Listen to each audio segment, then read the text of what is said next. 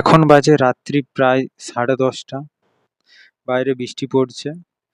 তো আমরা ছোট থেকেই শুনেছি রাত্রিবেলায় নাকি ভূত বের হয়। বাড়ির বড়রা, মা ঠাকুমারা আমাদেরকে এটা ছোটবেলায় বলতো। তো আজকে দেখা যাক ফিজিক্সের মতে ভূত কতটা সত্যি। ফিজিক্স বলে এই বিশ্ব মহাব্রহ্মাণ্ডে প্রত্যেকটা জিনিসই একটা নির্দিষ্ট ফ্রিকোয়েন্সি। সেটা আমাদের দেখা কোনো বস্তুই হোক বা শোনার কোনো শব্দ।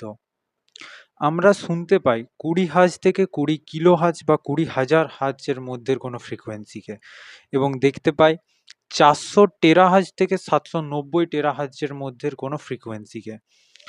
তো এটা নয় যে এই ফ্রিকোয়েন্সির বাইরে কোনো ফ্রিকোয়েন্সি এক্সিস্ট করে না, অবশ্যই করে। যেমন আল্ট্রাসাউন্ড, যেটা বাদুড়ের শব্দ, বা আল্ট্রাসোনোগ্রাফি করার সময় যে শব্দটা ইউজ করা হয়।